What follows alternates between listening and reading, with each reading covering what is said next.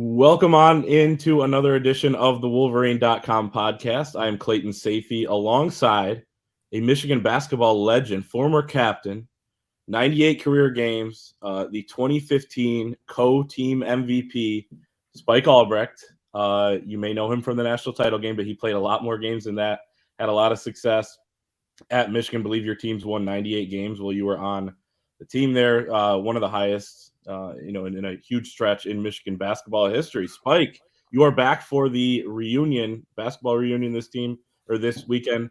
The 2013 team will get honored. Welcome to the show. Yeah, thanks, man. I appreciate it. It's great to be here.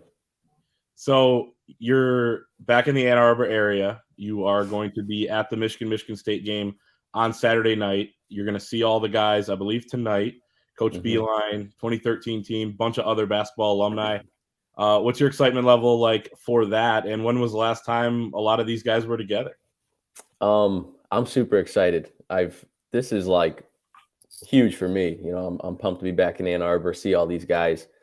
I don't keep in touch with all of them, as well as I should. But people are busy. Everybody, especially the guys in the NBA, they're doing their thing. But I know like me and Stauskas have been talking. We're super pumped about it. But having the guys like Timmy Hardaway and Trey Burke back, like I haven't seen Trey in 8 or 9 years, like legit. Like I don't think the last time I seen him was on like 2014. He came back for the Notre Dame football game. So to see those guys, it's going to be awesome, man. For sure. And so is Stauskas the guy who you keep in touch with the most, would you say? Yeah, me and Nick we're pretty close. I stood up in Nick's wedding. Okay. And I mean, now that he's done playing, like he's someone, I can relate to. He's got a little bit more free time. But I still talk to, Karis, Glenn, Mitch. Unfortunately, those guys can't make it back this weekend. Yep. But Blake McClymonde is going to be back. I know we've been texting. He's fired up. Bartlestein, I'm super close with Josh still. So it'll be good, man. We're excited. We got a good group coming back. That's awesome. I want to ask you more about the 2013 team. We will get into a bunch of stuff, but starting out, Michigan is playing Michigan State, and I was kind of reminded of this the other day when I was talking to somebody about how I'm going to be talking to you, and they're like, ask about the Justin Bieber chant when Michigan State. And I know other teams. Did you like that? It's almost a compliment, right? I mean, what do you feel? Dude's worth a bazillion dollars. And at the time, we laughed because me and Stauskas, he got a kick out of it. Because we were like, I'm embarrassed to say it now, but like Bieber's got some bangers. So we were kind of like, fans of his music. Sure. So when I was getting the chant, like they started playing the Baby song in warm-ups and stuff. And like, I think Nick was a little bit jealous because like, he's like, dude, you're getting like compared to Justin Bieber. I was like, I don't know if it's a good thing, but it was funny. Yeah, they gave me a hard time for sure, especially down in East Lansing. And he was getting USA chants where you guys would go too. So I mean, you guys were like the two that were getting crap, from the opposing fan bases. I don't know why I was getting any crap. I wasn't any good, and I was coming off the bench. So I was like, if you guys are worried about me, you're in big trouble. That's fair. I know. So a bunch of Indiana guys on the roster back then. Jeff Meyer was a huge part of that, and Beilein started to really hit that hard. And, seemed like Ohio State at the time was really good as well. Those were battles. Michigan State, those were always battles. Was Michigan State the fiercest series or rivalry that you guys had, or did another one maybe stand out? Because times are a little bit different now. It definitely, feels like it's Michigan State, but, the last several years. But what about back then? It felt like there were, quite a few different ones. Yeah, there definitely were. And I feel like back then, like the top 5 or 6 teams in the Big Ten were really, really good. Like we were loaded. Michigan State was huge. It was always a big rivalry. I think Ohio State was a big one, especially with Aaron Kraft when he was there because of the whole, Aaron Trey thing. Like that was crazy.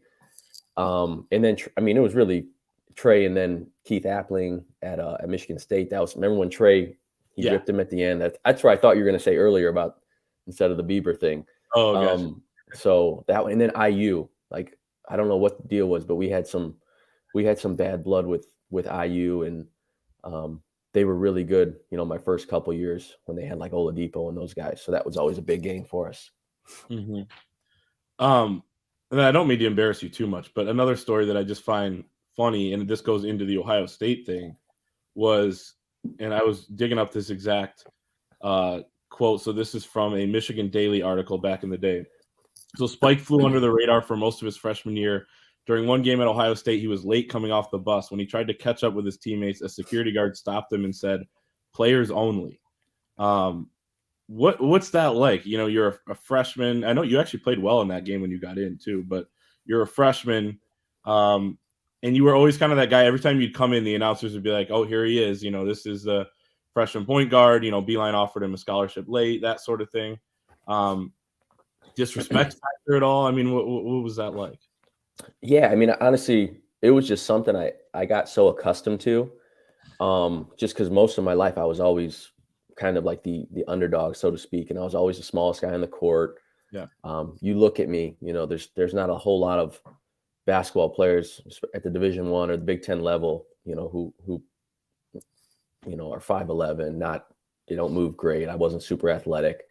But one thing I don't think people realized, and when I would check in, like I think people thought I wasn't very good, or I was like, Beilein kind of handed me a scholarship, but like I was playing behind the best player in college basketball.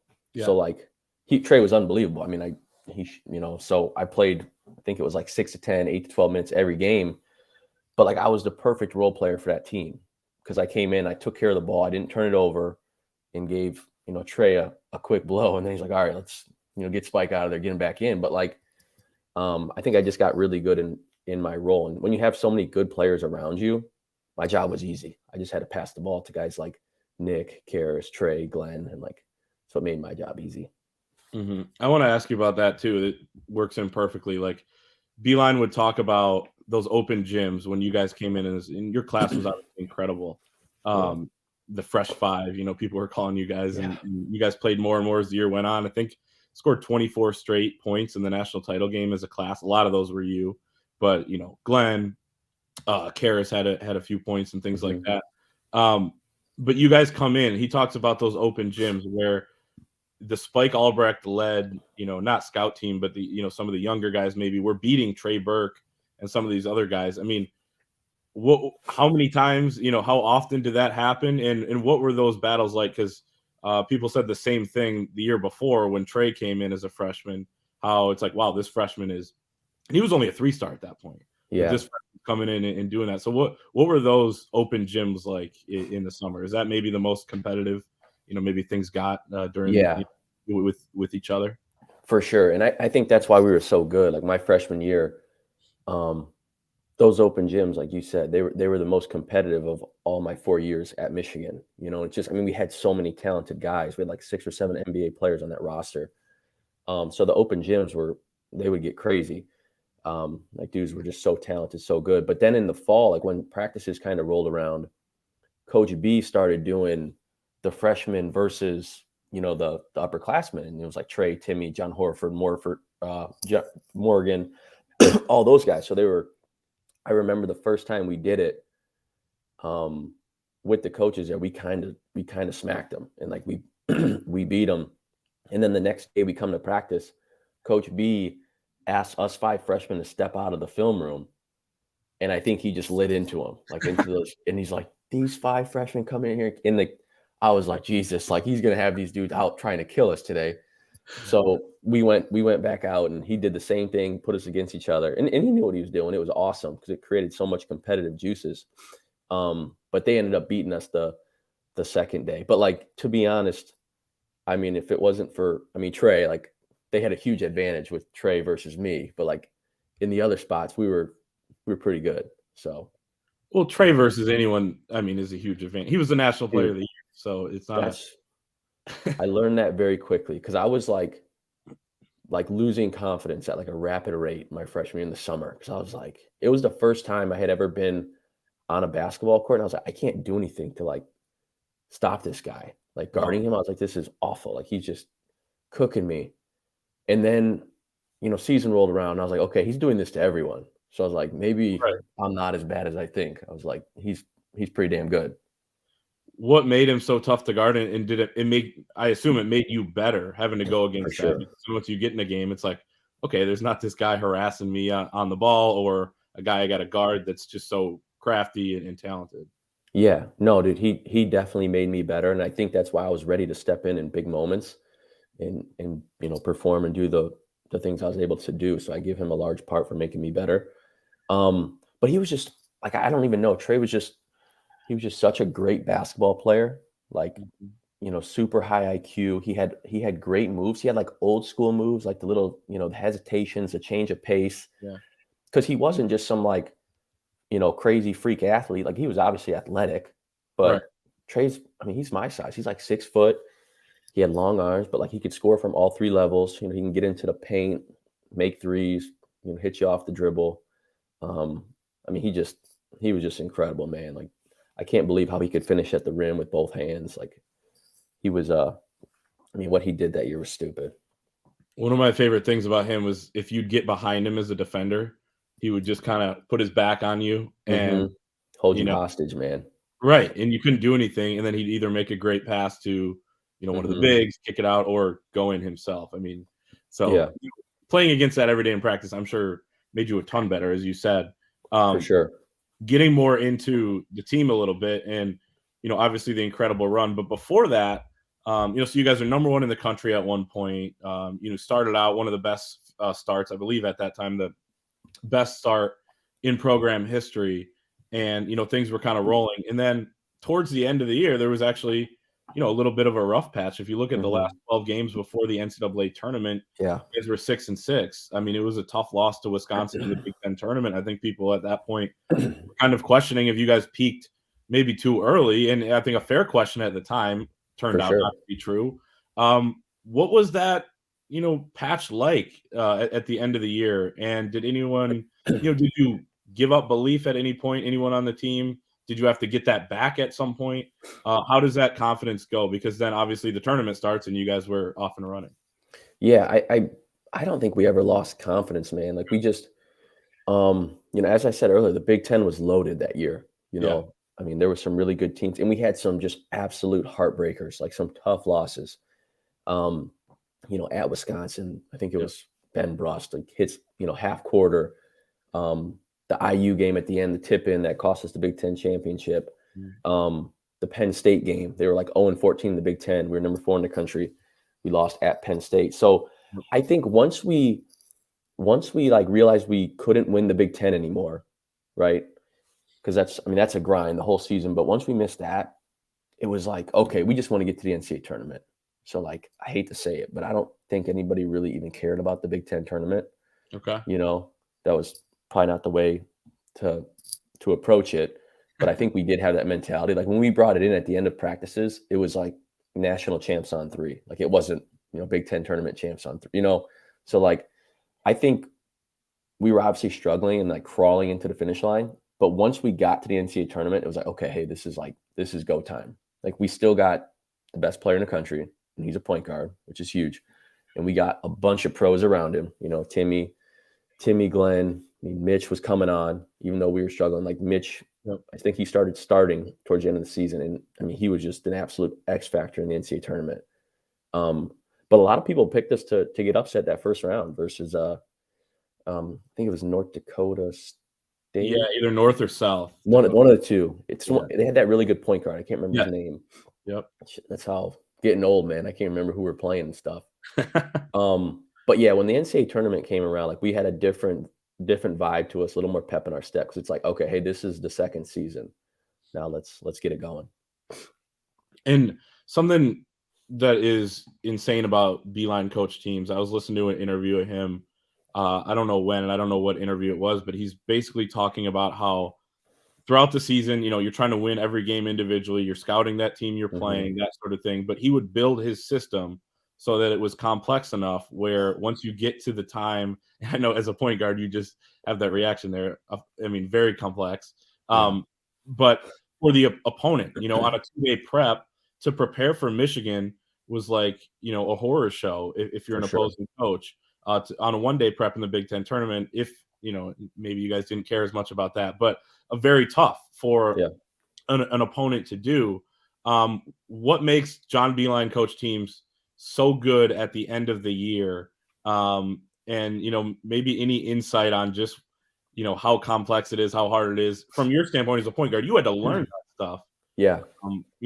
But I couldn't imagine being, and you did play against Michigan at times, but having to prepare for all that, all the different complexities that they had. Yeah. No, first off, Coach Beast, he's unbelievable coach and just a great basketball mind. Like offensively, he's like a savant. So his system and the 2-guard offense that he's, perfected.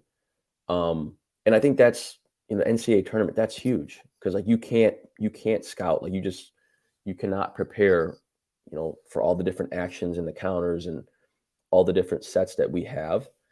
And I think that's, the Big Ten tournament, the regular season, like we're playing the same teams, you're just beating up on each other. So Right. like it was a breath of fresh air to play against some new teams and, let our stuff go to work. But it's definitely a lot, the system itself, but like we worked at it, tirelessly, just nonstop from the first day we stepped on campus. Like you're going, 5-on-0, just learning the system, just doing walkthroughs and dry runs. Fortunately, I kind of grew up playing in like a similar offense. And, when I was at prep school, we ran a version of the 2-guard. So I was able to pick up on it pretty quickly. And that's, I think, also a huge part of why I was able to play like right away is because Coach B trusted me in the system and knew that I knew what the heck I was doing. But I think what made us so dangerous in the tournament is we just had so many different weapons, right? We take care of the ball. It's a Beilein staple. Like we didn't turn the ball over. We had really good shot makers, and then we had, guys like Trey and Timmy. So I just think we were a problem, like when you get into the NCAA tournament, because like we could score, and a lot of teams in the NCAA tournament, like you got to have dudes who can go get you a bucket. Right. And our offense, we were just picking teams apart. Like, and then VCU, the second game, like tried pressing us, thinking that was going to work. And it's like we got bigger, better, faster, stronger players than you, man. Like you got the best point guard in the country. I don't think you're going to be able to press him. Right. They were pressing you guys, and you weren't breaking the press just to break the press. You were breaking the press to score. For sure. That turned into a rout. And I think coming out of that game, everybody kind of started to realize, like you said, you guys were on upset watch, going in. And probably it was, well, they lost to Ohio the year before. I know you weren't on that team, but they got upset in the first round. So it's like, oh, it's going to happen again. They're not playing that well. Yeah, you're a 4 seed, right? And, so it's like, okay, they're going to get upset again. But by the end of that weekend, I think you guys look like, the best team in the country, if not the best, one of the best. Did it feel like that? You guys, for you guys coming off of that, like, okay, now we're rolling. Now we're kind of back to, playing how we need to play. Yeah, no, for sure. And I think that's kind of the mindset we had going into the tournament. Like, I think you said this at the beginning of the podcast, but we got off to a fantastic start. We were number 1 in the country at one point. So like, we were the best team in the country at one point during that season. So we knew we had it in us. We just kind of hit a little dip or a slide towards the end of the season. But after that VCU game, we were like, okay. I remember we came out of there. We were feeling ourselves a little bit. We felt pretty good. I can't remember. I think it was like Corey Persons or something. It was like we got our mojo back or our swagger back. So like we were feeling really good going into that Kansas game. And Kansas was, I still think they were the best team that we played in that tournament. Even though, we lost to Louisville, so that doesn't seem to make sense. But like Kansas was really, really good. And that was a tough matchup for us. Like, thank God Trey saved the day, but we had no business beating them, being down like 10 or 12 with 2 minutes to go. I wanted to ask you about that game in a second, but what is it like coming off a weekend? I know that first weekend you guys were in Detroit, or Auburn Hills playing at the Palace. Then the second weekend you go to Palace. What is it like winning 2 NCAA tournament games and then coming back to campus and walking around and going to class? Maybe, I don't know how much class you guys went to, those weeks because you had to travel again and, a lot of time on basketball. But what is it like coming back and kind of puffing your chest out a little bit? Yeah, it was those were a fun 3 or 4 week stretch, because it's just basketball. You go out and you play. I think we would play like Thursday, Saturday, fly back Sunday, go to class Monday, Tuesday, and then same thing, like rinse and repeat. And we build, boogie out of town. But it was definitely fun, getting back either Saturday night or Sunday, being on campus, like everybody's, the whole school's behind you. Mhm. So it was super fun, coming back and just the school spirit, per se. Everybody was jacked up to see us, and we definitely fed into that a little bit. So we had good times. Oh, I'm sure. And it felt like that year too with Michigan basketball. I mean, you did so many things, that team that, hadn't been done in 2 decades, a lot of them since the Fab Five, that sort of thing. The school really started to rally around basketball, it felt like, at that time. And in one of the top memories of about every Michigan basketball fans, fandom is Mhm. the Trey Burke shot against Kansas. That Kansas game that you guys are down 14 pretty Mhm. late in the second half. Glenn makes some hustle plays. Other guys hit some shots, and then Trey kind of took over at the end and in overtime. I mean, one, did you think that shot was going in? And two, just how insane was it to, or even is it now to look back and be like, we won that game based on how it was going the whole time? You guys were down basically the entire time, and it felt like Kansas had control. Yeah, no, I mean, for sure. Like they controlled that game for like, 37 and a half minutes, they had a super talented team. They were, they had some older guys. And I wasn't playing, late into the second half for good reason. But I remember sitting there and I was like, dang, like we were just, so high and we were rolling after the VCU game. I was like, our season's just about, like our season's over. Like, 2 minutes left and just so many things had to happen and kind of fall our way. And like just the bizarre plays. You mentioned Glenn's hustle plays, but like one of his layups he hit, Mhm. just a ton of things fell into place. And then, Trey, I'm not gonna lie, I didn't think it was going in because I was like, I was like, that's a tough shot. Like it was a deep three, Right. kind of like a step back after a double, drag and transition. But like I wasn't surprised because that he's clutch. He wanted the basketball, and he had a few rim in and out earlier where they'd have been like game winners. Like he had one at Ohio State that, Yep. so like the kid was due, and like in the NCAA tournament, man, like great players make great plays, and you gotta have one like that, to get to the Final Four or whatever it is. Right. And some, you could call it luck or whatever. Jordan Poole got Michigan to Yeah, the same point in 2018. I wouldn't necessarily call those luck, but I mean, obviously, it's a bounce of the ball. Like if it doesn't go in, you yeah, guys aren't moving on. And same thing with plenty other teams. But I remember John Beilein saying, and maybe this was after Jordan Poole's shot where he's like, I've been in enough of these situations on the other end where I'm not going to apologize for it. yeah. We're not going to worry about, oh, we didn't play as well no, like we're moving on because It's all that matters. you need a break sometimes. That's what it takes. Teams have gotten breaks against Michigan plenty of times. I mean, I can think of a handful off the top of my head, and Yeah. that's kind of the way it goes in the tournament. And next thing you know, you're in the national title game. I wanted to ask you about you personally in the NCAA tournament. So everyone talks about you in the title game, and we'll talk about that in a second. But you were on absolute fire throughout the tournament when you were getting in. You were 5 for 5 from three. I don't think you had missed a field goal until that stretch in that game on Monday night. But what was your confidence like throughout the tournament? Because you were playing, fantastic basketball when you got in. Yeah, I was dude, I was about as confident as you could be. Like I was feeling really, really good. I had just been playing really good basketball towards the end of the season. Um, I could tell that Coach Beilein was gaining, trust and confidence in me because he was playing me and Trey together a little bit, Yeah. right? Just because I was playing good basketball. And I honestly, like Trey logged so many minutes that year that I think Coach B started to realize, like, hey, I could put Spike out there with him and like Spike can handle the ball and get us into offense and just give Trey a break, but not take him out, because like we Right. still want him in there. He's such a great threat. But yeah, I felt really good, man. Like we were in a great groove as a team. And I had a really good routine of getting up, extra shots every day after practice with Karis LeVert, and Coach LaValle Jordan was rebounding for us. Like we were having a ton of fun. And then when I just went out there, man, I always told myself, like, if you're going to go out there, be aggressive. And if you make mistakes being aggressive. Like I never wanted to be out there and like second guess myself or be hesitant. So I always kind of took that approach, whenever I check into games. A couple plays stand out to me before the title game of yours. The steal against Florida, when it felt like they were going to make their run, right? Every team that's good and they're in the Elite Eight is going to make their run. And you did this a few times in your career. And then Muhammad Ali, Abdur Rahman started to do it in his career too. Where you kind of hide behind a guy almost, and then you come out of nowhere and steal the inbound. And then you had that little flip up layup against Florida that totally halted their momentum. Walk me through the art of that, making a steal like that, and then also just the one against Florida that you had, and then the other plays that stick out are.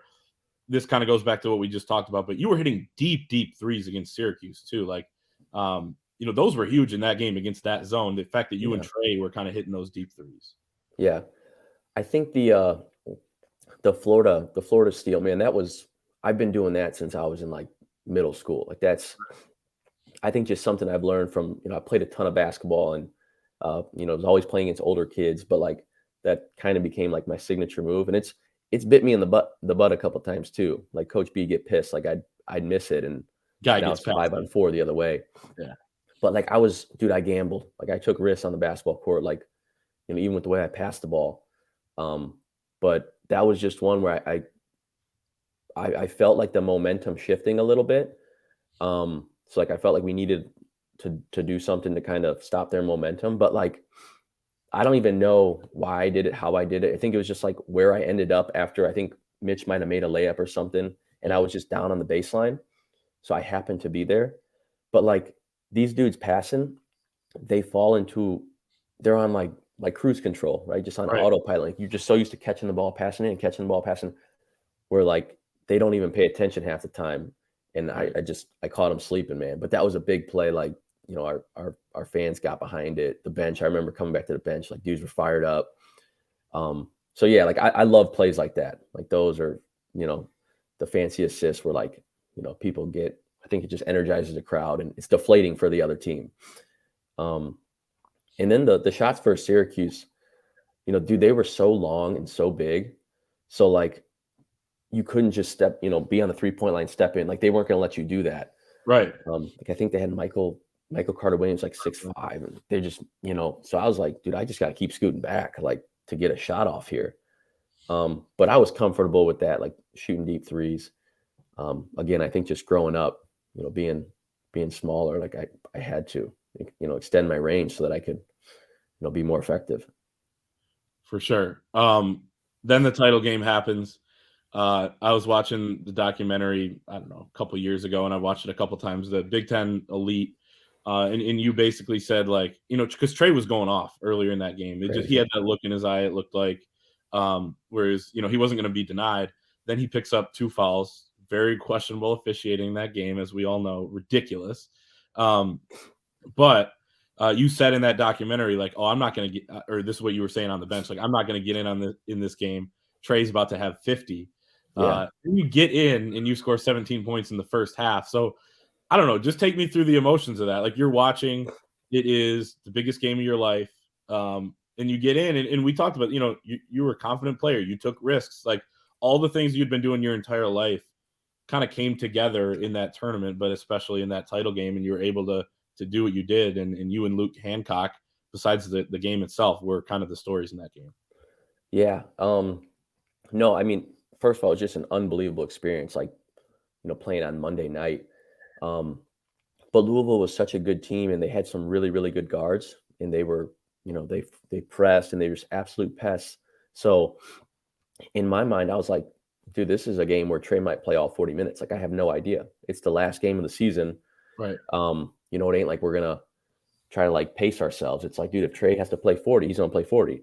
Right. So that's what I was thinking. And he got off to such a great start, hitting crazy shots and some of his layups. I was like, Jesus, this dude's like legit. He might go for 50.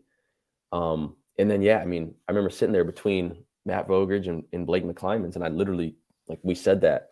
And then all of a sudden, Trey picks up his first foul, and like Vogie nudges me. He's like, dude, get ready. I was like, oh shit, like here we go.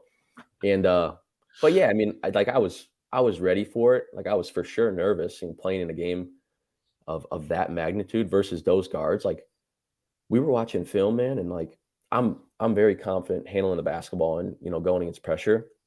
But like Peyton Siva and Russ Smith were taking the basketball, like just straight up stealing it and like punking dudes Right. all year, like versus guys going to the NBA. And I'm like, I remember my friends and family telling me, they're like, hey, we were like super nervous for you, like out there. Like, we thought you were just gonna get, you know, just absolutely ripped. And those guys were just gonna like, I was like, well, thanks, guys. Like, Jesus.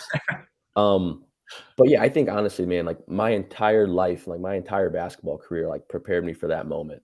Not just that season, but like I said, every time I stepped onto the basketball court, I was a target. Like, people looked at me and they're like, that dude can't play. Like, I'm gonna go press him and take the ball from him. So like, I was used to that, and like I kind of liked it. Like, I thrived in that shit because I was like, okay, like if I can handle it a couple times, get by him, now like dudes looking, they're like, oh, this little rock, I'm not just going to be able to take it from him and like scare him. And then they start to back up a little bit because they don't want to get embarrassed and look stupid, you know, if I'm going around them or making them look bad. Yeah, the one that stood out is you were hitting all those threes, so maybe they did come out on you a little bit too much, and then you just kind of like did a hezzy, and next thing you know, you're at the rim for a layup, and then Rick Pitino calls timeout. I think that's when everyone, and I think in the documentary too, you said that you were yelling, "They can't guard me." Is that true? Yeah. I don't even know what I was saying. I was saying a bunch of crazy stuff. Right. But yeah, you got two All-Americans, you know, defensive, probably first teams, and I'm sitting here shit talking them. But that's just what I did, man. Like, I don't know. Like, I play with a lot of energy, a lot of spark, and, you know, I was super confident in myself. But the emotions were definitely at an all-time high, and I was probably saying some crazy things. As you deserve to in that moment. Yeah. Monday night, you watch these title games. You know, I've watched 2 times where Michigan's in it, but you watch every year with other teams as well.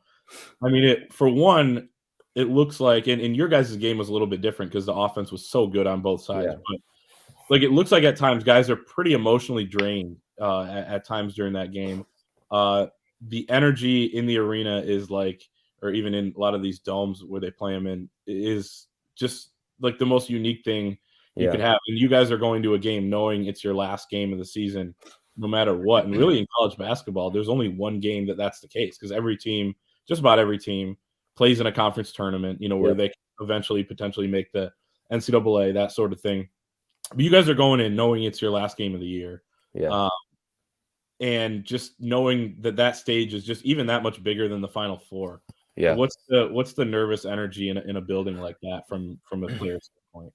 Like, yeah, I mean, dude, it's like, it is. I mean, it's what we worked at for 7, 8 months. Like, from the time I stepped on campus, you know, in June, right when I got there, like, that's what we were talking about, is national champs on 3. And like, college basketball is such a long season. It's such a grind. That it's emotionally draining for sure. But like, to get to Monday night and get there and know that, like, win or lose, this is it. Like, it was surreal, like the experience and just being able to play in that final game. Obviously, we wish the outcome was different.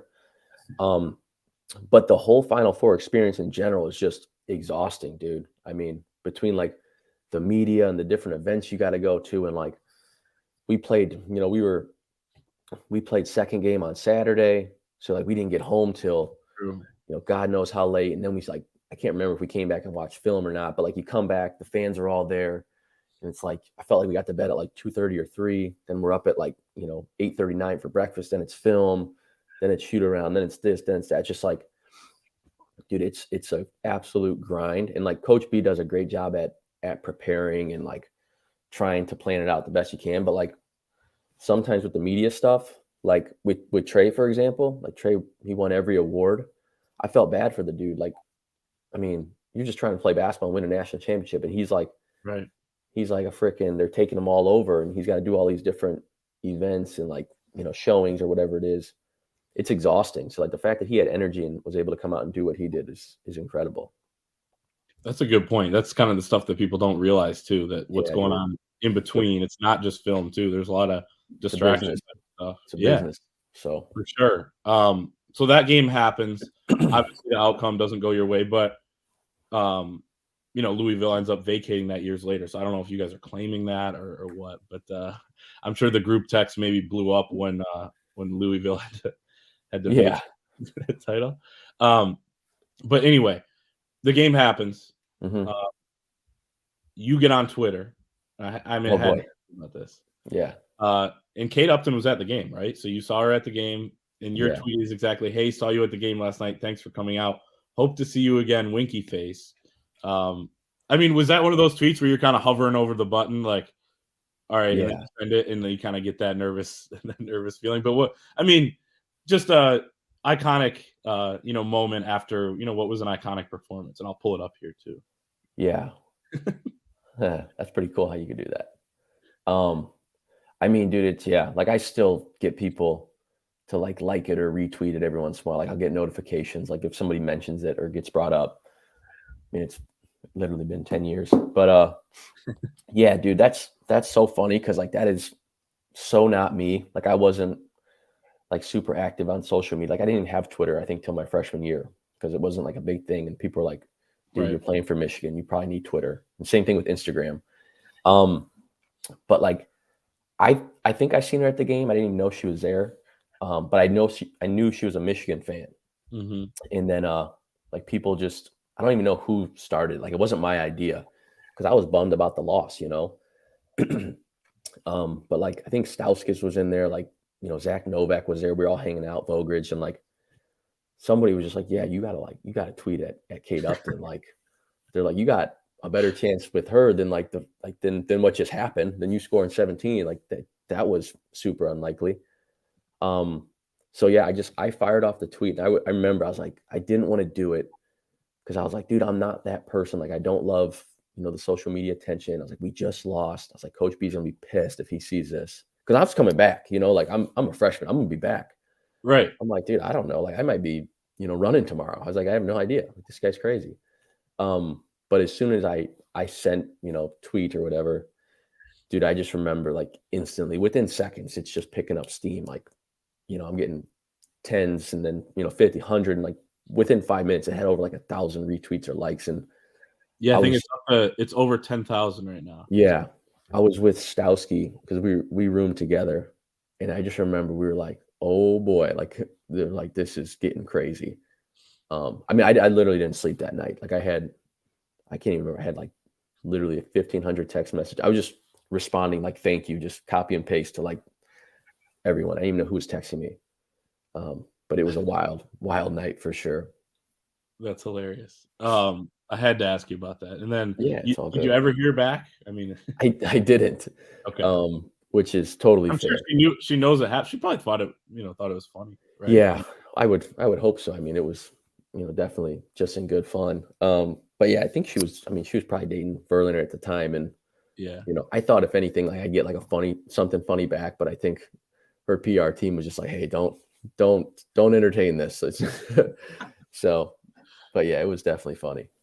That's great. And then, so you kind of blew up at that point. I mean, Michigan fans knew who you were throughout the season, obviously with the role you played on that team that was so good. But,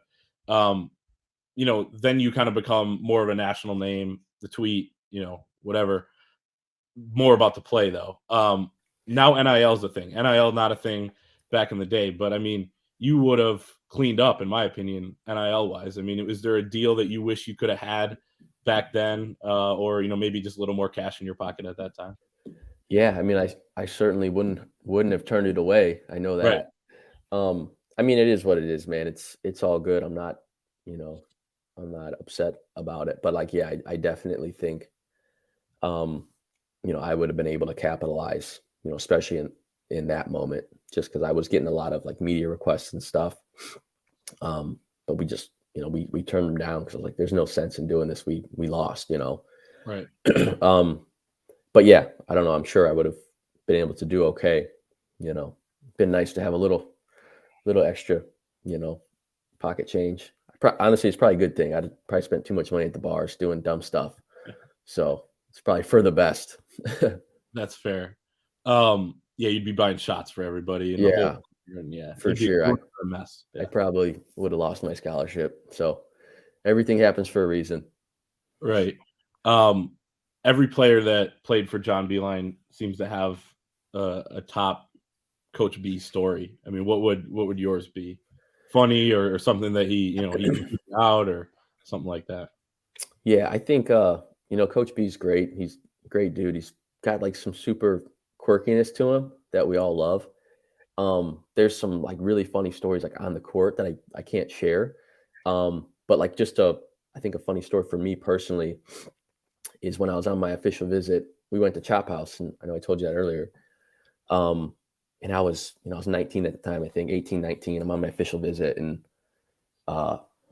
we go through the whole meal, and then we get dessert after. And I got like I was getting ready to order like a beer battered tiramisu, like I don't know, something fancy. I didn't even want it, but like all the coaches were like, dude, you're like 150 pounds. Like you got to get dessert. We got to start putting weight on you. So I remember ordering it, and Coach B like started freaking out because he's seen beer battered tiramisu, like beer in the whatever in the ingredients. And he's like, dude, you can't get that. He goes, you're underage. And I'm like, I don't think it's like actually alcohol. Like, I'm not ordering, a Miller Lite here. But I just remember the assistant coaches were like cracking up because everybody knew like Coach B's quirkiness. And I was just like, what is going on here? I was like, I just give me a scoop of ice cream then. I was like, I'm like, it was nuts. But yeah, it was funny. That's hilarious. And for anyone that was, wondering, because back then, even now, obviously, FBI wiretaps and all sorts of things with different coaches. He was not one of the coaches doing that. Everyone knows. He was voted cleanest coach in the country. But yeah, well, he was like head of the ethics committee. Right. I think. Yeah. So that's the other thing, man. I'm glad you brought that up. Like, dude, that's why I got so much respect for Coach B. Like, to win at the level he won at, like doing things the right way. And it's super hard. And he did it for a long time, man. So people don't realize like, how good he was. No doubt. Nominated for the Basketball Hall of Fame. Hopefully he gets in. Mm-hmm. I think he deserves it. When you look at the list of guys, he is right up there. And then, you obviously go on and have success with Michigan the next few years. Like I mentioned at the top, you were the co-MVP of the 2015 team, but you had even a bigger role than you did as a freshman, as a sophomore on a team that made the Elite Eight. Obviously injury at the end of your career, and then you end up at Purdue. I get, how difficult was that deciding to, or, injury didn't end your career, but at the time it seemed like it was going to, and then, you're able to play again and you go to Purdue and play well that season. What was that, just how difficult maybe was that last season when you knew you had to shut it down? Yeah, it sucked, man. And I kind of like felt it coming on just because, like my hips were getting really bad towards my junior year. So I decided to have the surgery and thought I would be back and, be better than ever is what we were kind of hoping for. And it was tough, man. Like the recovery took a lot longer than I thought it would. So I never expected to like play anywhere else or leave Michigan on the terms that I did, like not being able to finish my career here. So that was hard because like we were on pace to, potentially like be the class, like me and Karis, who also got killed with injuries. Yeah. To be like the all-time winningest, players. Like we were like in that realm. Like I thought we were going to be able to do that. But those last couple of years, just with all the injuries we had, it just didn't happen. And then Coach B had Xavier Simpson coming in. So like I knew there wasn't going to be an option for me to come back here. And that turned out to be a great move. X was awesome. But like, to be honest, looking back, I had a great time at Purdue. I love my 1 year there. Coach Painter's the best, like very similar to Coach B, just not personality wise. They're completely different, but just in terms of like the program and doing stuff the right way, just class act all around. But like, I probably shouldn't even have played a fifth year, to be honest, man. Like my hips were so jacked up. That was probably stupid. That's probably why I still deal with, stuff today, but I don't regret it. It gave me a great opportunity, and I met a ton of really great people at Purdue and built some, new relationships and friendships that I'll have for the rest of my life. You also played at Michigan on senior day. That was weird. Michigan senior day. Yeah. Was that weird, or what was that like? Yeah, it was super weird. Did not enjoy it. And obviously Michigan kicked the crap out of us, but like, that was hard, because when you spend so much time here and like, those guys were some of my best friends, and, I had so much respect and, love for these guys. And then even the fans, like they treated me so well, me and my family, during my 4 years at Michigan, then coming back and being on the other side of things. It was hard for sure. Definitely. I want to ask you a little bit about the current team, and then we'll get out of here. But how much do you get a chance to watch Michigan, I guess, throughout a season? And I guess, what's that like, I guess, to start?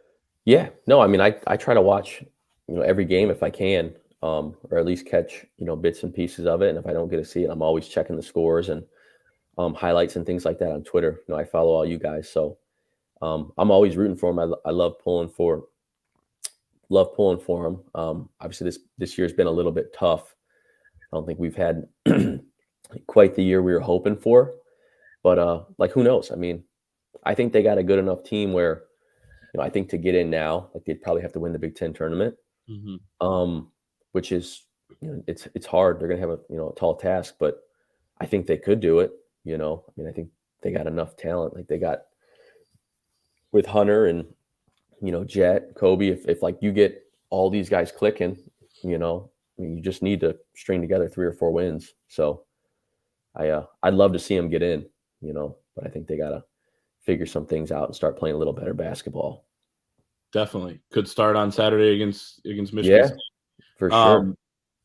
And I wanted to ask you about this because you have a unique perspective on it. You were an upperclassman on that 15 team that was decimated by injury. Yeah. I believe D-Wall out for most of the year. Karras was out for most of the year. I mean, that's pretty much going to do it, For sure. And really impact the team. You're starting on that team along with 3 freshmen. And, freshmen that ended up having pretty good careers. Muhammad Ali Abdur-Rahman turned into a really good player by the end, a great leader. Aubrey Dawkins goes on to have a good career at UCF. Ricky Doyle was in there and did some things at Florida Gulf Coast and really had some moments at Michigan as well. But talent, and we talk about this with this Michigan team. There's so much talent. How do they have 6 top 100 guys and lose to Wisconsin? No.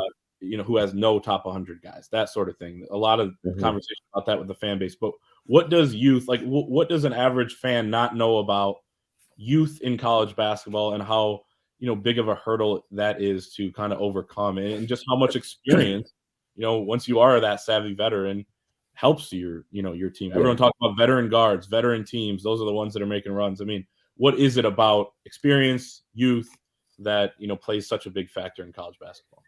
Yeah, I think now too, like more than ever, man, because I think with NIL, like I think kids are going to stay longer because they have an opportunity to make money.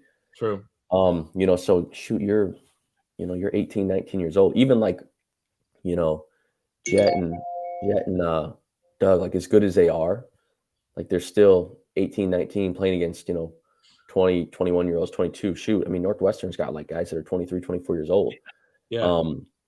And that's hard. Like, I mean, it's not an excuse because like, by this point in the season, even though they're freshmen, they have enough game experience, but like it definitely plays a role, I mean, going up against guys who've just been in these hostile environments and, they have great chemistry. They've played together now for 2 or 3 years. Like all that stuff matters, and I think it's really hard to go on the road in the Big Ten and win, when you're a young team. But again, it's, it is what it is. This is the roster makeup you have, and you just got to figure out ways to get it done. Otherwise it's, your fan base gets restless, For sure. Especially at a program like Michigan that's had so much success for over the last 15 years and, rich history, decades before that. But no, that's great insight. I want to finish with this kind of the update on Spike Albrecht. I know you were into coaching for a few years there. What are you doing now? And, I guess just give the people, a little insight into what Spike's life is like right now. For sure, man. I've kind of gone back and forth. I had like a change of heart recently. I was in the coaching world and was working my way up, thought I wanted to be like the next, John Beilein, but just realized like quickly, man, how much I miss being able to be around like my family and friends. And, that lifestyle's tough. Like you see coaches making millions of dollars and you think, oh, that could be me. But like, it's a grind and they sacrifice a lot. So I left Purdue this past year. Now I'm just back in the corporate world. I'm actually doing like franchise development, and I'm living in Northwest Indiana. I work remote, so I get a chance to travel. Come here. I'm been here all week in Ann Arbor, hanging out with my buddy and do cool stuff like that. So I miss basketball at times, but I love being able to come to events like this and get to games, just to kind of keep those juices flowing and keep me involved. So, yeah, I'm pumped for this weekend. I'm pumped to be back in Ann Arbor. I hope we get it done Saturday, but I'm super excited to just, reunite with all these guys and have a great weekend. We're gonna have a ton of fun. That's awesome. Last question. Score prediction. Michigan State. What's going to happen? Ooh, well, I think we're for. No, it's all good. I mean, I think we're for sure gonna win. I don't know. I'm feeling like it's gonna be a little bit higher scoring. Hopefully we're making some shots. I'm gonna go Michigan. We'll go 70, 78, 71. So fairly high scoring. But Okay.